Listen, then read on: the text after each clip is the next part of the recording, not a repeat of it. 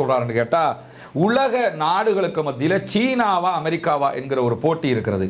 இவ்வளவு அநியாயங்களை இஸ்ரேல் செய்கிற போதும் அவர்களால் நாங்கள் நல்லவங்க, நாங்கள் செய்கிறது சரிதான் என்பதை இந்த உலகத்திற்கு கொண்டு போய் சேர்க்க முடியாமல் போய்விட்டது. காரணம், அல் ஜசீரா என்கிற ஒரு தனித்த ஊடகம். இப்படி சொல்லக்கூடியவர் காசாவை பற்றி கொஞ்சம் விரிவாகவே பேசுறாரு. பேசும்போது என்ன சொல்றாருன்னா, இரண்டாம் உலக மகா யுத்தம் இது எல்லோருடைய கண்களுக்கு முன்னாடி இருக்கக்கூடிய ஒரு மாபெரும் அழிவு.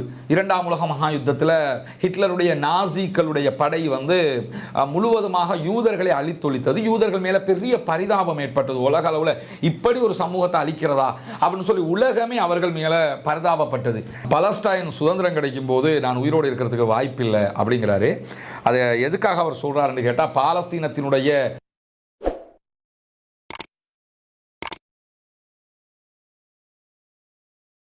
அன்பிற்கினிய சகோதர சகோதரிகளை நம் அனைவர் மீதும் ஏக இறைவனுடைய அமைதியும் கருணையும் உண்டாகட்டுமாக என்கிற பிரார்த்தனைகளோடு இன்றைக்கு நம்ம இந்த வீடியோவினூடாக ஒரு முக்கியமான நபர் தொடர்பாகவும் அவர் சொல்லியிருக்கக்கூடிய கருத்துக்களையும் தான் நம்ம பார்க்க இருக்கிறோம். நமக்கெல்லாம் தெரியும், Mahathir Mohammed, doctor Mahathir Mohammed அவங்களை பொறுத்தவரையில் மலேசியாவின் சிற்பி என்று அவரை அழைப்பாங்க.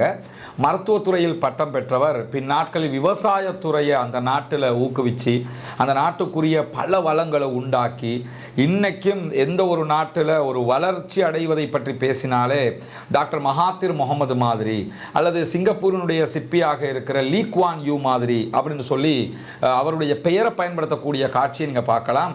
இலங்கையினுடைய தேர்தல் களத்தில் கூட கோட்டாபே ராஜபக்ஷ தேர்தலுக்கு வருகிற நேரத்தில் இந்த இரண்டு பேர்களும் திரும்ப திரும்ப பயன்படுத்தப்பட்டதை நீங்கள் பார்த்துருப்பீங்க. இவர் வந்தால் எப்படி தெரியுமா, ஒரு லீ குவான் யூ மாதிரி இருப்பார் அல்லது ஒரு மகாத்திர் முகமது மாதிரி இருப்பார் என்று ஒரு நாட்டை டெவலப் பண்ணுறவங்களை பற்றி பேசும்போது இவருடைய பெயர் தவிர்க்க முடியாத ஒரு பெயராகத்தான் பேசப்படும். டாக்டர் மகாத்திர் முகமது அவங்களை பொறுத்தவரையில் 1960களுக்குள்ள அவர் அரசியலுக்குள்ள பிரவேசிக்கிறாரு. இன்றைய காலகட்டத்தை எடுத்துக்கிட்டோம்னா இந்த ஆண்டு அவருக்கு 100 வயதுகளை தாண்டுகிறது. ஆனால் இப்பொழுதும் சுறுசுறுப்பாக இருக்கிறார். அல் ஜசீராவுக்கு ஒரு பேட்டி கொடுத்திருக்கிறாரு. அந்த பேட்டியில் அல் ஜசீராவை என்ன சொல்றாங்கன்னா, 100 வயது, யாரையும் துணை இல்லாமல் நடக்கிறாரு, காலையிலே ஆஃபீஸுக்கு வர்றாரு, ஒவ்வொரு நாளும் உடற்பயிற்சி செய்கிறாரு என்று சொல்லி அவருடைய உடல் வலிமையை பற்றி பேசுகிற நேரத்தில் சொல்றாங்க. அதை பற்றி அவர் சொல்லும் போதும் என்ன சொல்றாருன்னா, எனக்கு இப்போ 100 வயது, இந்த 100 வயதிலையும் என்னுடைய மனதும் இளமையாக இருக்கிறது, என்னுடைய வேலைகளையும் நான் சுறுசுறுப்பாக செய்கிறேன், நான் சோம்பல் என்கிற ஒரு நிலைக்கு போறது கிடையாது, முடிஞ்ச வரைக்கும் வேலைகளை நான் உண்டாக்கிக்கிறேன். அவருடைய அலுவலகத்துக்கு இப்பொழுதும் அவர் வருகிறார், மக்களை சந்திக்கிறார், மக்களோடு பேசுகிறார், நிகழ்ச்சிகளில் கலந்து கொள்ளுகிறார், பேச்சாளராக பல நிகழ்வுகளுக்கு போய் பங்கேற்கிறார். இதுவெல்லாம் டாக்டர் மகாத்திர் முகமது அவர்களுடைய லைஃப் ஸ்டைலாக தற்போது இருக்கக்கூடிய நேரத்தில் அவர் இந்த உடல் ஆரோக்கியம் பற்றி பேசும்போது சொன்ன ஒரு செய்தி தான், ரொம்ப டேஸ்டாக இருக்குதுன்னு நீங்க ஒரு உணவை நினைக்கிற நேரத்தில் சாப்பிட்றதை நிறுத்திக்கிறீங்க. அப்படி நிறுத்திட்டீங்கன்னா இந்த உணவு கண்ட்ரோலை உங்களை கொஞ்சம் கூடுதலாக ஆரோக்கியமாக வைக்கும் அப்படிங்கிறார். ஏன்னா 2 தடவை ஹார்ட் அட்டாக் வந்திருக்குது, அல்லாஹ் அவரை அதிலிருந்து பாதுகாத்திருக்கிறான். அதையெல்லாம் அவர் சொல்லி ஒரு உணவு சிஸ்டமுடையும் அவர் அதில் சொல்றாரு. அது மேலதிகமாக அதை தாண்டி இந்த பேட்டியினுடைய இம்பார்ட்டன்ட் என்னன்னு கேட்டால், 1980களுக்கு பிறகு டாக்டர் மகாத்திர் முகமது அதிகாரத்தின் உச்சத்தில் இருக்கிற நேரம். அப்பொழுது அவர் திரும்ப திரும்ப இஸ்ரேலுக்கு எதிராகவும் அமெரிக்க ஏகாதிபத்தியத்திற்கு எதிராகவும் குரல் கொடுத்திருந்தார். அதனாலேயும் அவர் உலக அளவில் திரும்பி பார்க்கப்பட்ட ஒரு மனிதராக மக்கள் மத்தியிலே அடையாளப்படுத்தப்பட்டார். இப்ப காசாவில் ஒரு 2 ஆண்டுகளாக யுத்தம் நடைபெற்று வருகிற போது அவர் தனியான ஒரு புத்தகமும் எழுதியிருக்கிறார். அவருடைய 100 ஆண்டு தொடர்பான ஒரு புத்தகம், தன்னுடைய வாழ்க்கை தொடர்பான அந்த புத்தகம். அதிலையும் காசாவை பற்றி பேசியிருக்கக்கூடிய அவர் இந்த பேட்டியில் சில முக்கியமான செய்திகளை சொல்லுகிறார். அதில் முதலாவது என்ன சொல்றாரு கேட்டா, உலக நாடுகளுக்கு மத்தியில் சீனாவா அமெரிக்காவா என்கிற ஒரு போட்டி இருக்கிறது. இந்த போட்டியில் தற்போதைய நிலையில் சீனா 2வது இடம், அமெரிக்கா 1வது இடம் என்பதை தான் நம்ம பார்க்கிறோம். ஆனால் ஒரு குறுகிய ஒரு 10 ஆண்டுகளுக்குள்ளாக சீனா முதன்மை இடத்திற்கு அமெரிக்கா 2ஆம் இடத்திற்கு தள்ளப்படுவதற்கான வாய்ப்புகள் தான் அதிகம் என்று ஒரு கணிப்பை சொல்றாரு. அது எதை வச்சு சொல்றாருன்னா, நடைமுறையை வச்சு தான் சொல்றாரு. சீனாவினுடைய வளர்ச்சி, அவர்களுடைய ஆயுத தொழில்நுட்பமாக இருந்தாலும் சரி, அது வல்லாத பொருளாதார வளர்ச்சியாக இருந்தாலும் சரி, அமெரிக்காவை விஞ்சி பல நாடுகளிலையும் தங்களுடைய பொருளாதார ஏகாதிபத்தியத்தை அவங்க நிலைநிறுத்திக்கிட்டு இருக்கிறாங்க. எனவே சீனா அமெரிக்காவை மிஞ்சிய ஒரு கண்ட்ரியாக மாறிவிடும் அப்படிங்கிறாரு. நமக்கெல்லாம் தெரியும், டாக்டர் மகாத்திர் முகமது எதுக்கு ரொம்ப ஃபேமஸ் என்று கேட்டால், 20ஆம் நூற்றாண்டு ஆளப்பட போவது ஆயுதங்களால் அல்ல மீடியாக்களால் தான் என்று சொன்னவர் டாக்டர் மகாத்திர் முகமது. மகாத்திர் முகமதுனாலே இந்த கருத்தை தான் சொல்லுவாங்க. அவர் சொன்ன மாதிரி இன்னைக்கு நம்ம பார்க்குறோம், இந்த காசாவினுடைய வாரில் இவ்வளவு அநியாயங்களை இஸ்ரேல் செய்கிற போதும் அவர்களால் நாங்கள் நல்லவங்க, நாங்கள் செய்கிறது சரிதான் என்பதை இந்த உலகத்திற்கு கொண்டு போய் சேர்க்க முடியாமல் போய்விட்டது. காரணம், அல் ஜசீரா என்கிற ஒரு தனித்த ஊடகம். அவங்க முழு செய்திகளையும் எல்லா சோசியல் மீடியாவையும் தாண்டி இதுதான் நிஜம் என்பதை வெளிப்படுத்தி கொண்டே இருக்கிறாங்க. அதை ஒட்டி எல்லா சோசியல் மீடியாக்களையும் கூட காசாவினுடைய நிலைகள் எல்லாம் வெளியே வந்து கொண்டிருக்கிறது. எனவே ஊடகங்கள் இன்றைய உலகத்தை ஆண்டு கொண்டிருக்கிறது. அதிலும் உண்மை செய்தியை அல் ஜசீரா கொண்டு போய் கொடுத்து கொண்டிருக்கிறது என்பதையெல்லாம் நம்ம பார்க்க முடியும். இப்படியான சூழ்நிலையில் தான் அமெரிக்காவினுடைய அதிபர் டொனால்ட் ட்ரம்ப் நிறைய நாடுகளுக்கு டேரிஃப் போட்டுக்கிட்டு வர்றாருல, வரி விதிப்பு. இந்தியாவுக்கு 50% விதிச்சிருக்கிறாரு. அதே நேரத்தில் இந்தியாவுக்கு ஈக்குவலாக பார்க்கப்படக்கூடிய டர்க்கிக்கு வெறும் 15% தான் வரியை விதிச்சிருக்கிறாரு. இந்தியாவுக்கு வரி விதிச்சதுக்கு காரணம் என்ன சொல்றாருன்னா, நீங்க ரஷ்யாட்ட இருந்து எண்ணெய் வாங்குகிறீங்க அப்படிங்கிறாரு. அதே க்ரூட் ஆயில ரஷ்யாவிடம் இருந்து டர்க்கியும் வாங்குறாங்க. ஆனால் டர்க்கிக்கு வெறும் 15% தான். நரேந்திர மோடியினுடைய இந்தியாவுக்கு 50% வரியை டொனால்ட் ட்ரம்ப் விதித்திருக்கிறார். இப்படி அவருடைய போங்குகளே மாறுகிற அளவுக்கு அவருடைய சிஸ்டங்கள் எல்லாம் மாற்றம் பெறுகிறதுனால மகாதிர் முகமது அவங்க என்ன சொல்றாங்கன்னா, டொனால்ட் ட்ரம்ப் கொண்டு வருகிற இந்த திருத்தங்கள் எல்லாமே அவர பார்வையில் சீர்திருத்தமாக இருக்கிற எல்லாமே வெறும் 3 ஆண்டுகள் தான். இதை செய்ய ஆரம்பிக்கும் போது அவருடைய ஆட்சியிலிருந்து அவர் போயிடுவார். திரும்ப அவர் ஜெயிச்சு வர்றதுக்கான வாய்ப்புகள் கம்மி. அமெரிக்காவுடைய கான்ஸ்டிடியூஷனை பொறுத்தவரை 2 வாட்டி தான் அவங்க வர முடியும். 3வது வாட்டி வர்றதுக்காக மஹிந்த ராஜபக்ஷ ட்ரை பண்ண மாதிரி அவர் கான்ஸ்டிடியூஷனை மாற்றுறதுக்கூடிய முயற்சிகளை அமெரிக்க அதிபர் செய்கிறார். அது சாத்தியப்படுமா என்கிற ஒரு கேள்வியும் இருக்கிறது என்கிறார் மகாதிர் முகமது. இப்படி சொல்லக்கூடியவர் காசாவை பற்றி கொஞ்சம் விரிவாகவே பேசுகிறாரு. பேசும்போது என்ன சொல்றாருன்னா, 2ஆம் உலக மகா யுத்தம் இது எல்லோருடைய கண்களுக்கு முன்னாடி இருக்கக்கூடிய ஒரு மாபெரும் அழிவு. 2ஆம் உலக மகா யுத்தத்தில் ஹிட்லருடைய நாசிக்களுடைய படை முழுவதுமாக யூதர்களை அழித்தொழித்தது. யூதர்கள் மேல பெரிய பரிதாபம் ஏற்பட்டது. உலக அளவில் இப்படி ஒரு சமூகத்தை அழிக்கிறதா அப்படின்னு சொல்லி உலகமே அவர்கள் மேல பரிதாபப்பட்டது. இது உலகத்தில் நடந்த மிகப்பெரிய அழிவுகளில் ஒன்று. அதே போன்று நடந்த இன்னொரு அழிவு என்னன்னு கேட்டால், பொஸ்னியாவில் அங்கிருந்த இஸ்லாமியர்கள் கொன்றொழிக்கப்பட்டது. 1990 முற்பகுதியில் நடந்த சம்பவம் இது. பொஸ்னியாவில் முழுவதுமாக இஸ்லாமியர்கள் கொன்றொழிக்கப்பட்டார்கள். இந்த 2 சம்பவத்தையும் ஒப்பிட்டு டாக்டர் மகாதிர் முகமது என்ன சொல்றாருன்னு கேட்டா, இந்த 2 சம்பவங்களும் உலகத்தில் நடந்த மாபெரும் இன அழிப்புகளாக இருக்கிற போது இந்த யூதர்களுக்கு நடந்த அநியாயங்களை பற்றி எல்லாம் நான் என்ன நினைச்சுக்கிட்டு இருந்தேன் என்று சொன்னா, யூதர்கள் ரொம்ப பாதிக்கப்பட்டுட்டாங்க நாசிக்களுடைய படையால, ரொம்பவே அழிவுக்குள்ளாக்கப்பட்டுட்டாங்க. எனவே உலகத்தில் அவங்க மற்ற மக்களோடு ரொம்ப அன்பாக பண்பாக இருப்பாங்க. ஏன்னா பாதிக்கப்பட்ட மக்கள் தானே, ரொம்ப அன்பாக பண்பாக இருப்பாங்க, யார் மேலையும் அட்டாக் பண்ண மாட்டாங்க, ரொம்ப பணிஞ்சு போவாங்க. இப்படித்தான் நான் நினைச்சிருந்தேன். ஆனால் முழுவதுமாக இன அழிப்புக்குள்ளாக்கப்பட்ட யூத சமூகம் அரபிகளை, காசா மக்களை மொத்தமாக அழிப்பார்கள் என்று நான் கனவுல கூட நினைக்கல அப்படின்னு சொல்லி யூதர்களுக்கு நடந்த அநியாயத்தை சொல்லி காட்டி, அவங்க இவ்வளவு தூரம் இன்னொரு சமூகத்தை அழிப்பாங்கன்னு நான் நினைக்கலங்கிற செய்திகளையும் டாக்டர் மகாதிர் முகமது அவங்க தன்னுடைய பேட்டியில சொல்லிட்டு கூடுதலாக என்ன சொல்றாருன்னா, இப்ப பிரான்ஸ், கனடா, அதே போன்று UK, இப்படி பல நாடுகள் இந்த வாட்டி ஐநாவினுடைய மன்றத்தில் பாலஸ்தீனத்தை தனி நாடாக அங்கீகரிச்சிருக்கிறாங்க. அதெல்லாம் வரவேற்புக்குரியது, ஒரு பாரிய முன்னேற்றம் தான் என்று சொல்லிவிட்டு சென்டிமெண்டலாக அவர் சொல்லக்கூடிய ஒரு விஷயம் என்னன்னா, பலஸ்டைன் சுதந்திரம் கிடைக்கும் போது நான் உயிரோடு இருக்கிறதுக்கு வாய்ப்பில்லை அப்படிங்கிறாரு. அதை எதுக்காக அவர் சொல்றாருன்னு கேட்டால், பாலஸ்தீனத்தினுடைய இந்த அங்கீகாரங்கள் எல்லாம் முழுமையான அங்கீகாரங்களாக வரப்போறதுல பலஸ்டைன் தனி நாடு என்கிற அங்கீகாரம் தான் கிடைக்கணும். இப்போ எனக்கு 100 வயசு, இந்த 100 வயசுக்கு பிறகு நான் இப்போ அடுத்தடுத்த நாட்கள் எல்லாம் நான் எப்போ மரணிப்பேனோ என்கிற நாட்களாக இருக்கக்கூடிய சூழல்ல பாலஸ்தீனம் தனி நாடாக அங்கீகரிக்கப்படுகிற நேரத்தில் பெரும்பாலும் இன்ஷா அல்லாஹ் நான் உயிரோடு இருப்பதற்கு வாய்ப்பில்லை. ஆனால் பாலஸ்தீனம் தனிநாடாக அங்கீகரிக்கப்பட வேண்டும். 20,000க்கும் மேற்பட்ட குழந்தைகள் கொல்லப்பட்டிருக்கிறார்கள், கர்ப்பிணி தாய்மார்கள் கொல்லப்பட்டிருக்கிறார்கள், மொத்தமாக காசா அழிக்கப்படுகிறது. இப்போதாவது யூதர்கள் யோசிக்க வேண்டும், நாஜிக்களை விட உச்சகட்ட அநியாயத்தை நம்ம பண்றோமே என்று சொல்லி. ஆனால் உலக வரலாற்றில் இனிமேல் யூதர்களை உலகம் மறக்காது. நாஜிக்களை இனி உலகம் மறந்துடும், யூதர்களை உலகம் மறக்காது. இனிமே யாருமே ஹிட்லரை பத்தி பேச மாட்டாங்க, நாஜிக்களை பத்தி பேச மாட்டாங்க.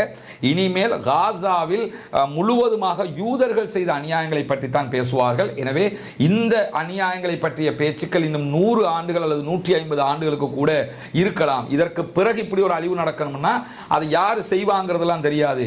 ஆனால் இதை விட ஒரு பாரிய உச்சகட்ட அழிவை யாராவது செய்தால் மட்டும்தான் நெத்தன்யாகும் யூதர்களும் காசாவில் செய்த அநியாயங்கள் மறக்கப்படும் அல்லது இல்லாமலாகும். அது வரைக்கும் இனிமேல் 2ஆம் உலக மகா யுத்தத்தை பற்றியோ பொஸ்னியாவினுடைய அழிவுகளை பற்றியோ யாருமே பேச மாட்டாங்க.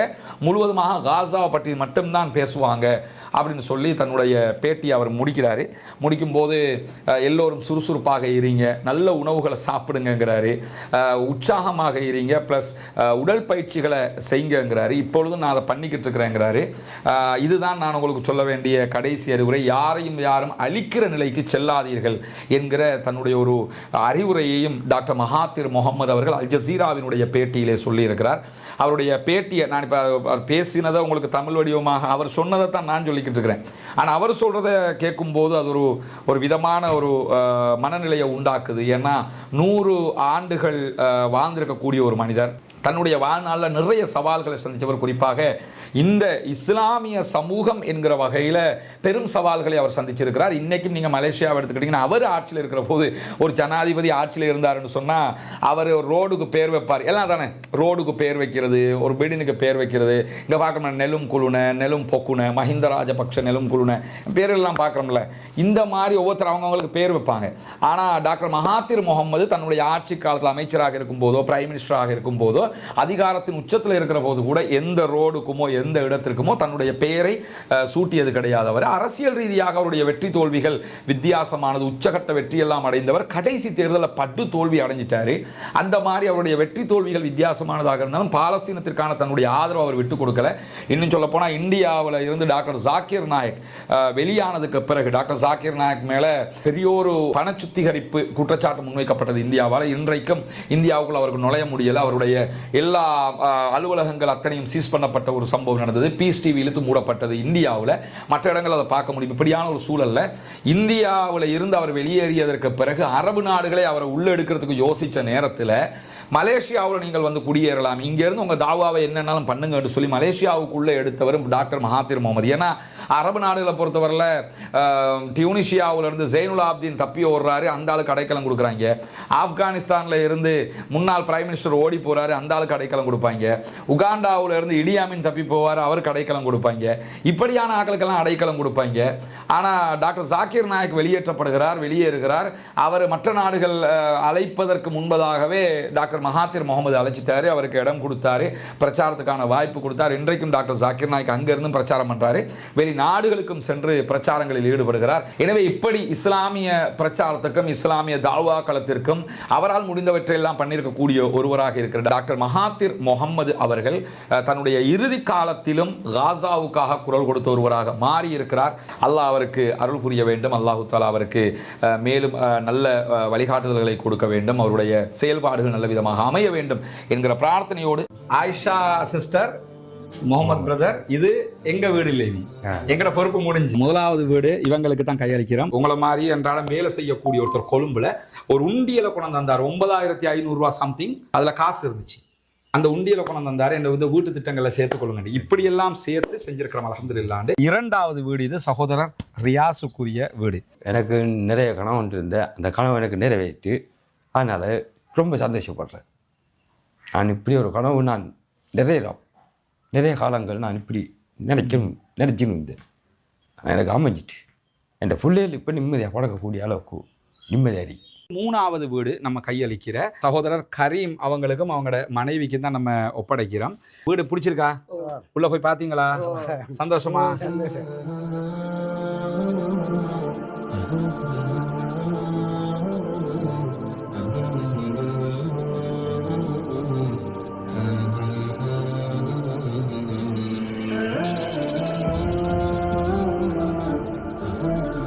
நம்ம ஒப்படைக்கிற நான்காவது வீடு சகோதரி அஸ்மியாவுக்கும் அவங்களோட கணவருக்கும் நம்ம ஒப்படைக்கிறோம். அவங்களோட கணவர் இன்னைக்கு வேலைக்கு போயிருக்கிறாங்க. துவா தான் நீங்க நிறைய செய்யணும், சரியா? அல்லாஹ் அவங்களுக்கு அருள் புரிவான். பார்க்குற மக்கள் நீங்க செஞ்ச உதவியால தான் இவ்வளவு நம்ம பண்ணி இருக்கிறோம். அல்லாஹ் அத்தனை பேருக்கும் அருள் புரிவான்.